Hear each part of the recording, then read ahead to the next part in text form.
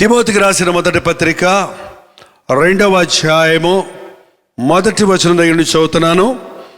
మనము సంపూర్ణ భక్తియు మాన్యతయు కలిగి నెమ్మదిగాను సుఖముగాను బ్రతుకు నిమిత్తము అన్నిటికంటే ముఖ్యముగా మనుషులందరి కొరకు, రాజుల కొరకు, అధికారుల కొరకు విజ్ఞాపనలను, ప్రార్థనలను, యాచనలను, కృతజ్ఞతాస్తుతులను చెల్లింపవలెనని హెచ్చరించుము. మనము సంపూర్ణ భక్తియు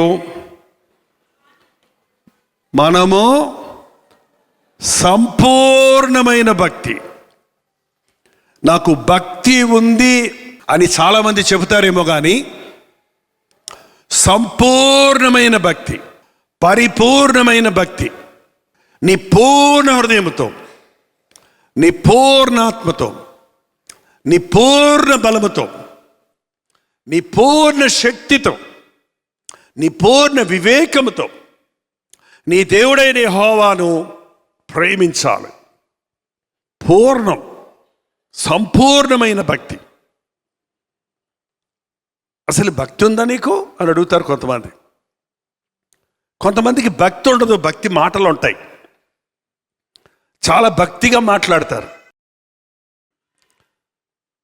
మా పెద్దమ్మ గారు ఒక ఆమె ఉండేవారు, చాలా భక్తి ఆమెకి. నేను బైబిల్ కాలేజీలో ఉన్నప్పుడు ఒకసారి చెన్నై వచ్చారు. వాళ్ళకి తెలిసిన కొంతమంది ఇళ్ళకి నన్ను కూడా తీసుకెళ్లారు. ఒక ఇంటికి వెళ్ళాం. అకస్మాత్తుగా మా పెద్దమ్మ గారిని చూసి చాలా ఆశ్చర్యపడ్డాను. పెద్దమ్మకి ఇంత భక్తి వచ్చేసింది అని. ఎందుకంటే చెప్పులు ఇప్పుతున్నప్పుడు యేసయ్యా నాయన క్షేమంగా తీసుకొచ్చావు అన్నారు. లోపలికి వెళ్ళగానే అక్కడ ఉన్న వారిని చూసి హల్లెలూయా, ప్రైజ్ ద లార్డ్, దేవుని స్తోత్రం అన్నారు. ఆ పక్కన ఉన్న వాళ్ళు అడిగారు, ఈ అబ్బాయి ఎవరో అని. ఎవరు వస్తున్నప్పుడు 20 years ఉంటాయి నాకు. ఈ అబ్బాయి మా మరిది గారి కుమారుడు, బైబిల్ దేవుని సేవకు అప్పగించుకున్నాడు, దేవుని సేవ చేస్తున్నాడు, ఎవరి కాలంలోనే ప్రభువుని తెలుసుకున్నాడు అని గంటసేపు నన్ను పొగిడింది ఆమె ఎదుట. వాళ్ళు మంచీలు తీసుకొచ్చి ఇచ్చారు. స్తోత్రం నాయనా, స్తోత్రం అని మంచీలు తాగారు. ఏం మాట్లాడుతున్నా స్తోత్రం స్తోత్రం అంటుంటే అబ్బా పెద్దమ్మకు చాలా భక్తి ఇచ్చేసింది అనుకున్నాను. చివరికి వస్తానండి, అంతా దేవుని కృప, అన్నీ దేవుని మాటలే. ఇంకొక ఇంటికి వెళ్ళాం. ఆ ఇంటికి వెళ్ళగానే ఈ పెద్దమ్మ ఆ పెద్దమ్మ ఒకటేనా అని ఆశ్చర్యం వేసింది నాకు. చెప్పులు ఎప్పటం సంగతి దేవుడు ఎరుగు, చెప్పులు ఆ సిరిసేసి బాగున్నారా వదిలిగారు పెళ్ళిగారు మాట్లాడేస్తాం.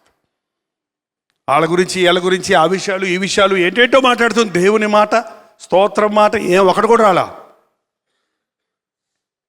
ఈ అబ్బాయి ఎవరో అని అడిగారు వాళ్ళు. అదే క్వశ్చన్ అడిగారు. మరి పక్కన ఉన్న అడుగుతారు కదా, ఈయన ఎవరో అని అడిగితే వీళ్ళ నాయన ఇంజనీరు, వీళ్ళ అమ్మగారు పెద్ద టీచరు, చాలా మంచి ఫ్యామిలీ.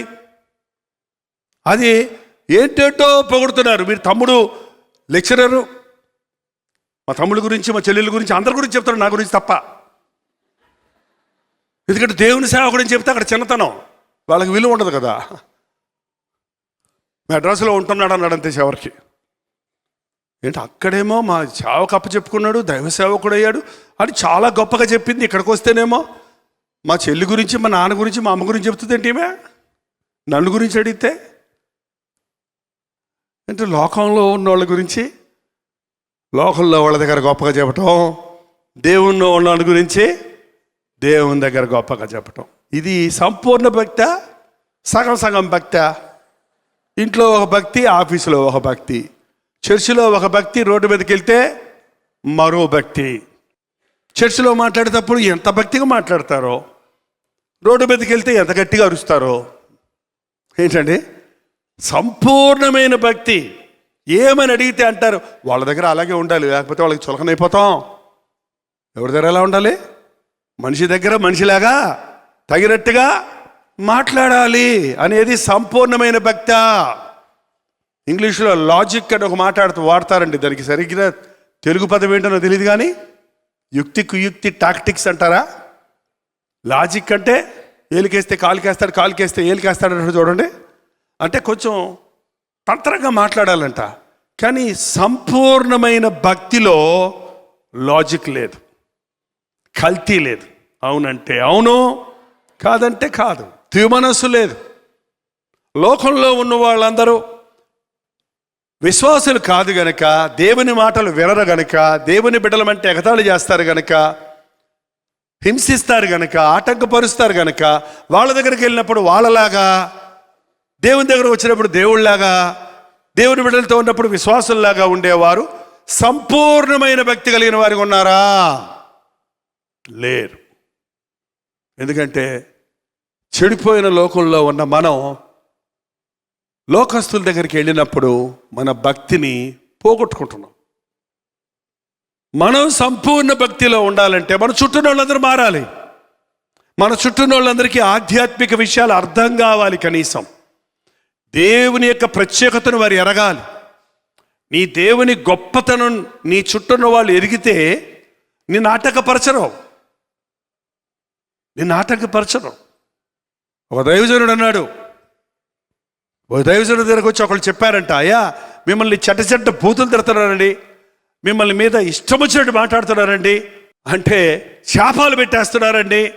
అంటే ఆ దైవజనుడు అన్నాడంట, పర్వాలేదులే అయ్యా, ఆ శాపాలు నాకేం తగలవు, కానీ నా భయం ఏంటంటే నన్ను శపించిన వాళ్ళు ఏమైనా నాశనం అయిపోతారేమో అని భయపడుతున్నాను అన్నాడంట. ఏంటంటే దేవుని బిడ్డల జోలికి వచ్చిన వాళ్ళకి శాపాలు పెట్టినా, కీడు చేసినా, నిన్ను కొట్టినా, తిట్టినా నీకేం నష్టం కాదు. కానీ నీ జోలికి వస్తే ఆయన ఊరుకోడు. ఎవరైనా ఆయన ఊరుకోడు. మనం ఎవరింటికైనా వెళ్ళామనుకోండి, చాలామంది పెట్ డాగ్స్, కుక్కలు పెంచుకుంటుంటారు, కుక్క పిల్లల్ని. నీకు అసలు కుక్క అంటే పడదు, కానీ అయ్యగారితో నీకు పని ఉంది. వెళ్ళంగానే కుక్క అడ్డొచ్చింది. మామూలుగా కుక్క వస్తే రోడ్డు మీద ఏమంటాం? చిచి చిచి చెయ్యి చెయ్యి చెయ్యి పా అంటాం. నువ్వు అయ్యగారింట్లో కనుక చిచి చిచి చెయ్యి పా అన్నావు అనుకో, నిన్ను అంటాడు చిచి చి పోరా అవతలకు అంటాడు. అందుకేం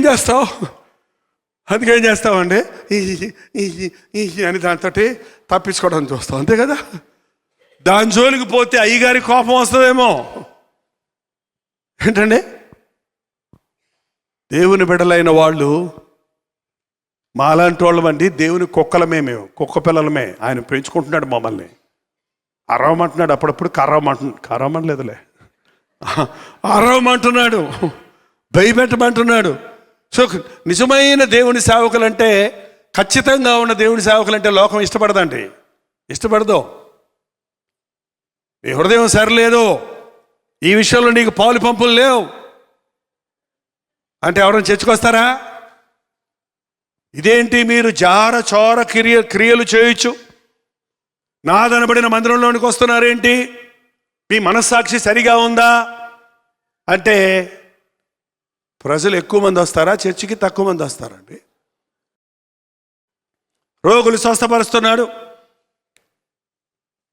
దేవుని బిడ్డలారా రండి, దేవుడు మిమ్మల్ని బహుగా ఆశీర్వదిస్తాడు, మీరు వర్ధిల్లుతారు, దీవించబడతారు, మీకు ఏ అడి కాలు బదులుకొని నడి నెత్తి వరకు ఏ రోగమున్నా ఎగిరిపోద్ది, రండి నేను నూనె బాటిల్ ఇస్తానంటే కొనుక్కోమన్నా కూడా కొనుక్కోవడానికి రెడీ. ఎవరికి ఇస్తామంటే చూడండి, నూనె బాటిల్లో ఒక్కొక్కళ్ళు 5 వేసి 10 వేసి తీసిపోతారు కదండి. ఈ రోజుల్లో ఈ భక్తి ఎక్కువైపోయింది, మూఢభక్తి, ఆచార భక్తి, ఏ ఎండక గొడుగు పట్టే భక్తి, ఏ పరిస్థితికి ఆ పరిస్థితుల్లో మారిపోయే భక్తి. మనం సంపూర్ణమైన భక్తి కలిగి ఉండాలంటే మన కోసం మనం ప్రార్థన, నువ్వు ఎంత బాగా ప్రార్థన చేసుకున్నా, నువ్వు ఎంత నిక్కచ్చిగా బ్రతకాలని ఆశించినా, నువ్వు నీ ఉద్యోగంలోకి వెళ్ళగానే, నీ కంపెనీలోకి వెళ్ళగానే, మన బిడ్డలు స్కూల్లోకి వెళ్ళగానే, మనం లోకంలోనికి వెళ్ళగానే, అక్కడున్న వాళ్ళు యేసుక్రీస్తులోని గొప్పతనాన్ని ఎరగని వారిగా ఉంటే, సాతాను చేతుల్లో నలిగేవారిగా ఉంటే, సాతాను భాష మాట్లాడేవారిగా ఉంటే, మనం వారి మధ్య మన భక్తిని కాపాడుకోవటం చాలా కష్టం. అందుకే మనం ప్రజలందరి కొరకు ప్రార్థన చేయాలి. యేసుప్రభు నేర్పించింది ఏంటంటే, ఒక వ్యక్తి సరిలేడు అంటే వాడిని వదిలేయమని చెప్పటం లేదండి, వాడు మారాలి. ఈ రోజుల్లో చాలా విచిత్రం ఏంటంటే, మనుషులు అవునండి మారాలి, ఖచ్చితంగా మారితేనే. ఎవరండి? మా ఆవిడ మారాలి, నువ్వు మారవు. మా అబ్బాయి మారాలి, నువ్వు మారవు. మా ఎదురింటోళ్ళు మారాలి, బుద్ధి రావాలి వాళ్ళకి, నీకు రాదు. ఇది కాదు క్రైస్తవ భక్తి. ఎప్పుడు చుట్టూ ఏదో ఒకటి ఉంటుంది. నువ్వు మారితే వారు సరిలేరు అని వదిలేస్తే, అసలు లోకంలోనండి ఎవడు సరిగా ఉన్నాడు చెప్పండి? వీడు సరిలేడు, వాడు సరిలేడు, వీడి సరిలేడు నీ బతుకులు అందరినీ తోసేస్తూ ఉంటే, మా అమ్మ సరిలేదు, మా నాన్న సరిలేదు, మా అన్న సరిలేదు, మా అక్క సరిలేదు, మా బావ సరిలేదు, మా మామ సరిలేదు, మా ఫ్రెండ్ సరిలేదు అని వదిలేస్తే చివరికి ఎవరు మిగులుతారు? నువ్వు ఒకడే మిగులుతావు. ఏంటండి? వాళ్ళ కొరకు నువ్వు ప్రార్థన చేయాలి.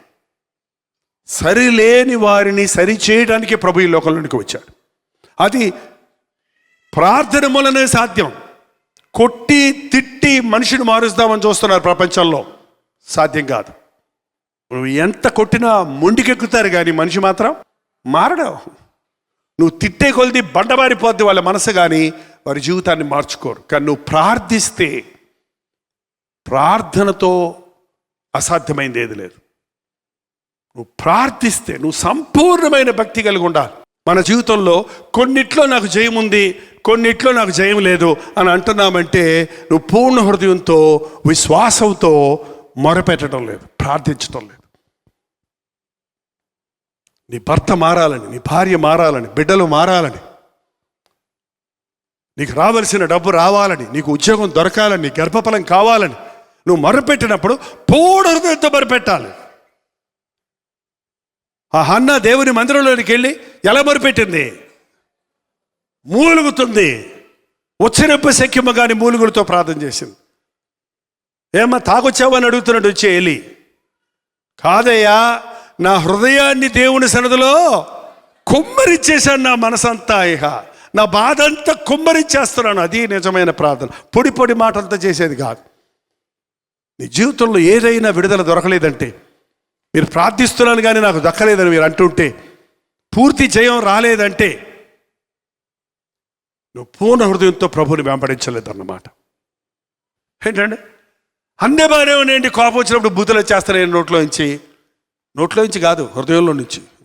ఎక్కడుంది? హృదయం నిండి ఉన్న దాన్ని బట్టి ఏది నీలో జయం లేదు, ఏ విషయంలో నువ్వు జయించలేకపోతున్నావు. ఈ రోజున విశ్వాసంతో ప్రార్థిస్తే దేవుడు అద్భుతాన్ని జరిగిస్తాడు. 2 రాజులు 13వ అధ్యాయము 14వ వచనం. అంతటా ఎలీషా మరణకరమైన రోగముతో పీడితుడై ఉండగా ఇశ్రాయేలు రాజైన యెహోయాషు అతని యొద్దకు వచ్చి అతని చూచి కన్నీరు విడిచుచు, నా తండ్రి, ఇశ్రాయేలు వారికి రథమును రౌతులను నీవే అని ఏడ్చాడు. అప్పటికి 43 సంవత్సరాల క్రితం రాజుగా అభిషేకించబడి ఎలీషా యొక్క ఆధ్వర్యంలో అనేక సమస్యలు ఎదుర్కొంటున్నటువంటి యెహోయాషు ఎలీషా మరణకరమైన రోగంతో పడి ఉండగా, సేవకులకు కూడా రోగాలు వస్తాయండి, ప్రవక్తలకు కూడా రోగాలు వస్తాయా, ప్రార్థించే వాళ్ళకు కూడా రోగాలు వస్తాయా? మీరు ప్రార్థిస్తారు కదా, మీకెందుకు రోగం వచ్చింది? మీరు ప్రార్థన చేస్తే అనేకులు బాగుపడతారు కదా, మీరెందుకు మళ్ళీ రోగం వచ్చింది మీకు అని అడుగుతారు కొంతమంది. ఏంటండి? మట్టి శరీరంలో ఉన్న ప్రతి మనిషికి ఏదో ఒక రోగం వస్తుంది. పోయే కాలం రోగం రాకుండా ఉంటే చాలు, పాడైపోయే రోగం రాకుండా ఉంటే చాలు. కానీ శరీరం అనేది బలహీనమైనది. యేసుప్రభువు అన్నాడు, శరీరము బలహీనము కానీ ఆత్మ సిద్ధమే. ఈ లోకం శాశ్వతంగా ఉండమండి, ప్రతి ఒక్కడు మరణించాలి. చాలామంది రోగంతో మరణిస్తున్నారు, కొందరు యాక్సిడెంట్లో మరణిస్తున్నారు, కొందరు ఇతరుల చేత చంపబడి మరణిస్తున్నారు, కొందరు తమ తాము చంపుకొని మరణిస్తున్నారు, కొంతమంది వాళ్ళు నిండు వృద్ధాప్యంలో సహజ మరణాన్ని చెందుతున్నారు. మరణం ఎప్పుడైనా వస్తుంది, ఎవరికైనా వస్తుంది. కొన్నిసార్లు విశ్వాసులకి రోగం వచ్చి మరణిస్తారు. ఏంటి ప్రభువా అని నేను ఆలోచించేవాడిని. పెద్దమ్మగారు ఉండేవారు నాకు. ఆ పెద్దమ్మగారు నిజమైన భక్తి పరురాలు. మా తాతగారు యేసుప్రభుని నమ్ముకున్నారని బాల్య వివాహాలు చేసేవాళ్ళు ఆ రోజుల్లో. మా తాతగారు యేసుప్రభుని నమ్ముకున్నారని బాల్య వివాహం జరిగిన ఆ పెద్దమ్మని తన అత్తగారింటి వాళ్ళు మాకు అక్కర్లేదని పంపించేశారు ఇంటికి. ఇంకా వాళ్ళకి మ్యారేజ్ అంటే ఒక 12 years లోపలనే, కాబట్టి వాళ్ళు ఇంకా వాళ్ళ దాంపత్య జీవితం ప్రారంభం అవ్వలేదు. ఆ లోపలనే ఆమెను పంపించేశారు. చాలా అందంగా ఉంటుంది ఆమె, చాలా అందమైన స్త్రీ, మళ్ళీ పెళ్లి చేసుకోవచ్చు కావాలంటే. కానీ ఆమె ప్రభువుని నమ్ముకుంది, చదువుకుంది, టీచర్గా, హెడ్ మిస్ట్రెస్గా చాలా ఉన్నత స్థానానికి వచ్చింది, పరిశుద్ధంగా జీవించింది. ఏ మాత్రము లోకంతో మిళితం అవ్వకుండా విశ్వాసాన్ని కాపాడుకుంది. ఆమె ప్రార్థన చేసేది, బాగా ప్రార్థన చేసేది. మా అమ్మగారు ఆ ఇంట్లో చిన్న ఆమె ప్రార్థన చేసేదని మా అమ్మగారు మా పెద్దమ్మ గారికి ఉత్తరం రాశారు. జైపాలు సినిమా యాక్టర్ అవుతానికి ఆశిస్తున్నాడు, మేకప్ టెస్ట్కి వెళ్తున్నాడు, సెలెక్ట్ అయ్యేటట్టు ప్రార్థన చేయక్క అని ఉత్తరం రాసింది.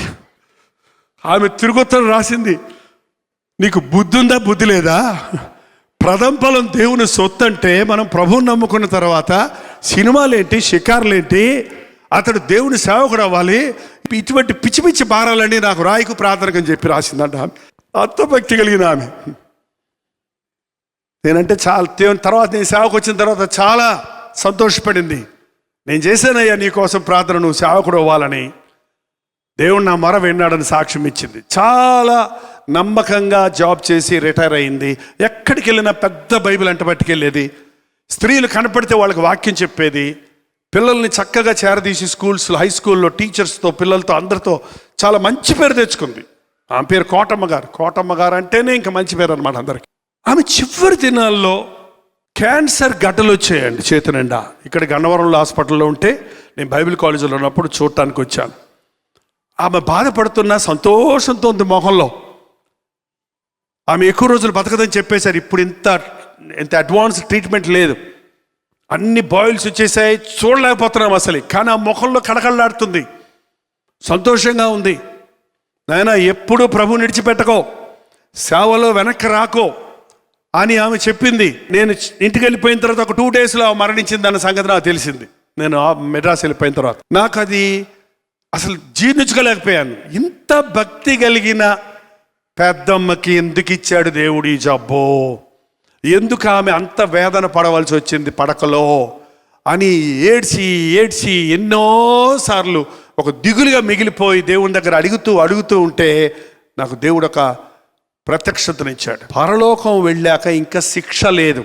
పరలోకం వెళ్ళాక ఇంకా మళ్ళీ 4 దెబ్బలు కొట్టి తల పరలోకం పంపడం, లేకపోతే 2 వాతలు పెట్టి మళ్ళీ పరలోకం పంపటం, లేకపోతే ఒక 3 నెలలు పెనంలో వేయించి తర్వాత మళ్ళీ స్వర్గానికి పంపటం. మన దేశంలో అనుకుంటారు అలాగా. కొంత ఈ శిక్ష పొందాక మళ్ళీ అక్కడికి తీసుకెళ్తారు. అట్టగాదు, ఇక మరణించిన వారి, ప్రభువునందు మరణించిన వాళ్ళకి ఇక ఏ శిక్షా విధి లేదు. ఎంత గొప్ప భక్తులైనా ఏదో ఒక చిన్న ఆలోచనలో కానీ, మాటలో కానీ, లోక మాలిన్యం వలన కానీ, ఏదో ఒక అపవిత్రత, దేవుణ్ణి దుఃఖపరిచినవి ఈ లోకంలో ఉన్నంత వరకు మనకు సర్వసాధారణమే. ఒకవేళ ఆమె అంత మంచి విశ్వాస అయినా దేవుని దృష్టిలో ఏదైనా కొన్ని నేరాలు ఆయన మోపాడేమో మనకు తెలియవవి.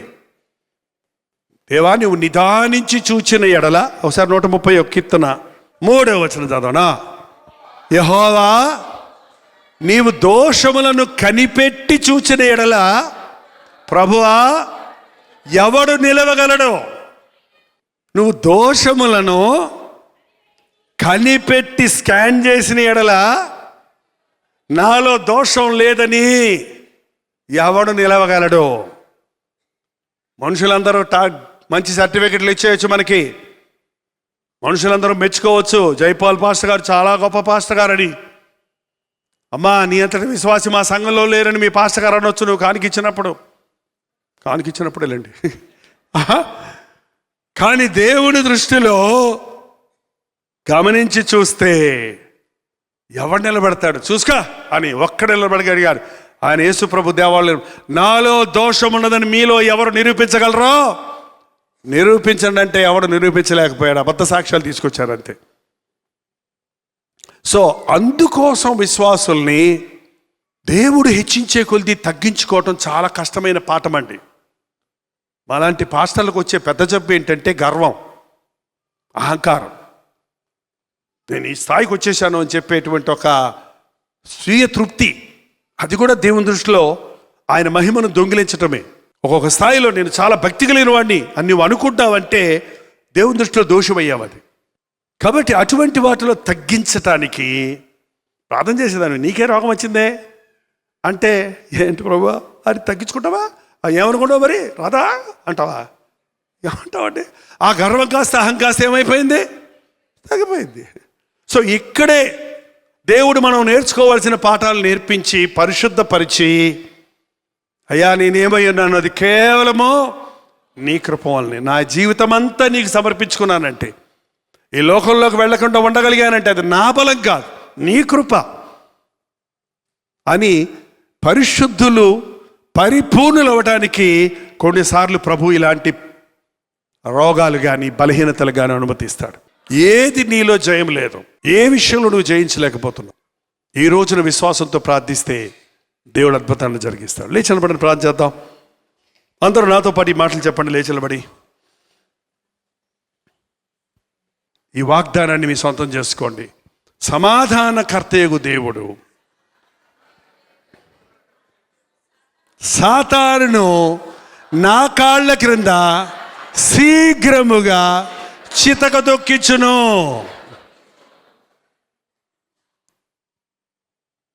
రెండు చేతులు పైకెత్తి ప్రార్థన చేద్దాం. నీ చేతులు పైకెత్తినప్పుడు దేవుడి చేయి నిన్ను పట్టుకొని నీకు సహాయం చేస్తాడు. నువ్వు మోకాళ్ళు ఉన్నప్పుడు పరలోకం నీ వైపు మళ్లించబడుతుంది. యేసు వైపు చూచుచు వాక్యాన్ని, వాగ్దానాల్ని జ్ఞాపకం చేసుకుంటూ నిన్ను బాధ పెట్టే వాటిని, నిన్ను కృంగదీసే విషయాలను, నిన్ను పాడు చేసే విషయాలను దేవుని ముందు పెట్టి వాళ్ళ ప్రార్థన చేద్దాం. సంపూర్ణ భక్తి లేకున్నామయ్యా, ఈ లోకమంతా సాతాను వలయంలో ఉందయ్యా. ప్రజలందరి కొరకు ప్రార్థన చేసేవారిగా మమ్మల్ని ఇచ్చేయి నాయన. రాజుల కొరకు, అధికారుల కొరకు ప్రార్థన చేయడానికి మాకు సహాయం చేయి తండ్రి. అప్పుడే మాకు సంపూర్ణ భక్తిని కాపాడుకోగలుగుతాం. అప్పుడే మాన్యతను, సమాధానమును కలిగి మేము సౌఖ్యంగా జీవించగలుగుతాం. ఈ లోకం పోరాటాల్లో ఉందయ్యా. ఎటు చూచినా శోధనలే, ఎటు చూచినా పోరాటములే, ఎటు చూచినా సాతాను వలయములే. వాటిల్లో చిక్కుకుని నీ కొరకు బ్రతకలేకపోతున్నామయ్యా. మాకు మోకాళ్ళ ప్రార్థన నేర్పించు, మాకు విశ్వాస ప్రార్థన నేర్పించు. అపవాదిని ఎదిరించే శక్తిని మాకు దయచేయి. సాతానును చితక కొట్టించగలిగిన కృప మాకు దయచేయ్యా. ప్రతి ఒక్కరు రెండు చేతులెత్తి ప్రార్థన చేద్దాం. ప్రార్థన. పరిశుద్ధుడా, ప్రేమగల తండ్రి, ఒక్కసారి మా వైపు చూడు నాయన, ఒక్కసారి మా వైపు చూడు నాయన. మా జీవితాల్లో సాతానును పన్నాగాలు పెడుతున్నాడయ్యా. మా హృదయాలు దోచుకోవాలని, మా మనస్సులు దోచుకోవాలని, మా మెదడులో కలవరాలు పెట్టాలని, మా జీవితాల్లో నిరుత్సాహాన్ని పెట్టాలని, మమ్మల్ని భయభీతులతో నింపాలని వాడు చేసే ప్రయత్నాలను జయించినట్లు పరిశుద్ధాత్మ శక్తిని మాకు దయచేయను ఆయన. ఏ ఆశతో నీ బిడ్డ నీ దగ్గరకు వచ్చారో నీ విశ్వాసం నిన్ను స్వస్థపరిచింది. సమాధానంగా వెళ్ళు అన్న వాగ్దానంతో వెళ్తానికి సహాయం చేయము. ఎవరు ఏ అవస్థతో వచ్చారో నీవు అనుకున్నట్టే నీకు జరుగును. సమాధానముతో వెళ్ళమన్న మాట మా పట్ల కూడా నెరవేర్చు నాయన. బలహీనమైన వారిని బలపరచు, నిలువెచ్చని స్థితిలో ఉన్న వారిని సరిచేయి నాయన. అసంపూర్ణమైన భక్తితో కాక పరిపూర్ణమైన భక్తితో నిన్ను వెంబడించినట్లు మా ఒక్కొక్కరికి సహాయం చేయము. మోకాళ్ళ ప్రార్థన మాకు దయచేయి నాయన. విశ్వాస ప్రార్థన మాకు దయచేయి తండ్రి. ఉపవాస ప్రార్థనలో ఎంత గొప్ప శక్తి ఉన్నదో, దురాత్మలను జయించుటకు, గడ్డు సమస్యల నుంచి విడిపించబడుటకు ఉపవాసం ఉండి ప్రార్థించేవారిగా, ఏకాగ్రతతో మొరపెట్టువారిగా, జయశీలులుగా జీవించినట్లుగా మా ఒక్కొక్కరికి నీ సహాయము చేయము. ఈ సమయంలో నీ ఆశీర్వాదాలు మా మీద కొబ్బరించి ప్రతి వారి హృదయ వాంఛను తీర్చి సాతానును భయపడి వారిగా కాక అపవాదిని ఎదురించినట్లుగా వాడి తలను చితకగొట్టి ఓడిపోయిన శత్రువైన సాతానును తరిమి కొట్టుటకు సహాయము చేయము. యేసు క్రీస్తు నామములో అడుగుచున్నాము తండ్రి.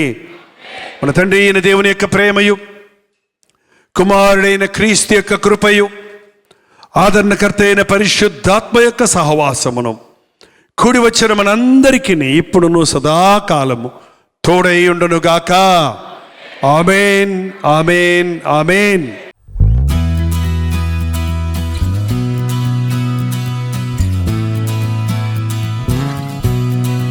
హల్లెలూయా. న్యూఢిల్లీ పరిసర ప్రాంతాల్లో ఉన్న వారికి శుభవార్త. ప్రవచితమైతే జూలై 29వ తారీఖున YWCA కాన్స్టంటియా హాల్లో 1 డే గెట్ టుగెదర్ను న్యూఢిల్లీలో మీ కొరకు ఏర్పాటు చేస్తున్నాం. మధ్యాహ్నం 2 గంటల నుంచి 6 గంటల వరకు, అలాగే 6 గంటల నుంచి 9 గంటల వరకు జరిగే ఈ 2 సెషన్స్ తెలుగువారు, హిందీ వారు, తమిళ వారు మీరు పాల్గొంటారని మనందరం కలిసి దేవుని స్తుతించడానికి, ప్రార్థించుకోవడానికి, ముఖ్యంగా టీవీ ద్వారా, సోషల్ మీడియా ద్వారా వాక్యం వింటున్న మిమ్మల్ని ముఖాముఖిగా చూడాలని, మీకోసం ప్రార్థించాలని, వ్యక్తిగతంగా మీకోసం ప్రార్థించాలని వెళ్ళి వస్తున్నాం. రండి, పాల్గొనండి, దైవాశీస్సులు పొందండి. మరిన్ని వివరాలు కావాల్సిన వారు 8939393939 నెంబర్కి కాల్ చేయండి, లేదా ఈ QR కోడ్ స్కాన్ చేసుకోండి. గుర్తుపెట్టుకోండి, జూలై 29వ తారీఖున న్యూఢిల్లీలో YWCA కాన్స్టంటియా హాల్లో, అశోక్ రోడ్లో ఉన్న హాల్లో 1 డే గెట్ టుగెదర్ జరుగుతుంది. రండి, మీ స్నేహితుల్ని, బంధువుల్ని అందరినీ కూడా ఆహ్వానించండి. తప్పకొస్తారు కదా.